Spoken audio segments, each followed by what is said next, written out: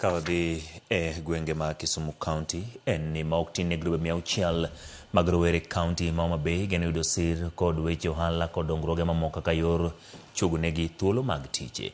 Kaka lipota mar Millicent Adhiambo lerno, rowerego medo oro kwayo ne sir makamano ma bende giwacho ni owinjore ka be gidwaro mondo omanynegi thuolo mag tije gi andika.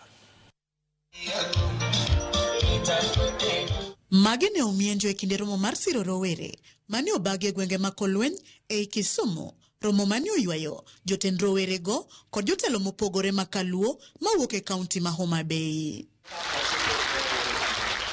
Maheo grube 600 mag rowere e kaunti no osedier ne chenro makama ka jagoro mongirore e migao mar arita kwe Dr. Raymond Omolo kwayo jotend grubego mondo bede ondamo manyime mar chopo kare chenro ni e yor dongruok ne jokanyo mag grubegi.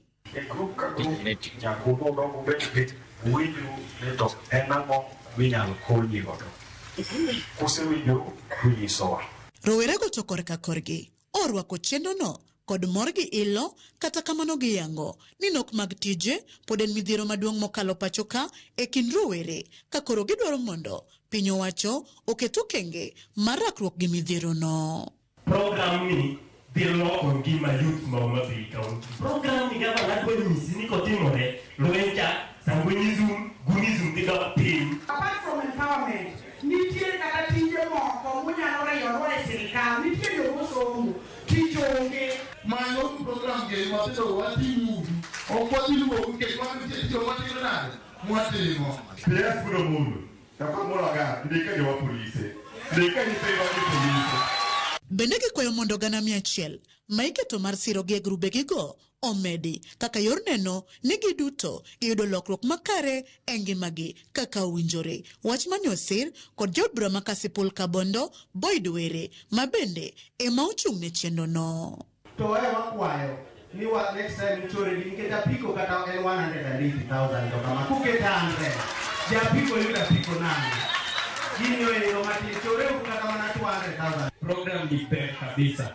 Koro kaka yuto watu ka pesa moro yudore wa med at 100,000 obet kata 150 kama Ewi mano rowere gi bende dwaro mondo non kaka omenda go biro siko katiyo kaka yor neno ni onge omenda mabiro lal. Wach mane osir kod jaod bura ma kaunti ma Homa Bay Joyce Osogo Bensuda kod nyawadgi ma Homa Bay Town Opondo Kaluma. Kuna komunike me wapesa ni wabili system ya kulwapi mami yoko beri pesa ndio moko beri ni ma koloni fondo bidana tubrana odonte. Hii wale economically empowered, politically empowered, socially empowered. this will transform their lives and the bad names are being branded by the goods we exist in our land.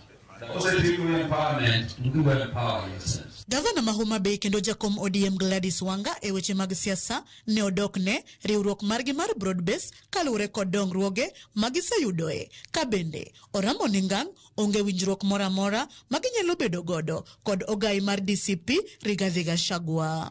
Broad-based government kama na gwambo wewani emwadonge. Sani nitie jomoko mobire kidwaka mawacho ni wan wawuok e sirikal ka wadhi ka Gachagua. So ni wan wasewacho ni ng'ata mamosore gi Gachagua ng'ano waonge ko. Wadwani wabwok heshima mar jaluo kama nitie. Nitie jomoko mobiro dhiero mana mono gikini wakwayo wegi gitim gik magratimo gidog. Kaka Homa Bay wadhi ungo President Kiwero 100%. Millicent Adhiambo, Ramogi TV, Odino Falls, Kolweny, County ma Kisumu.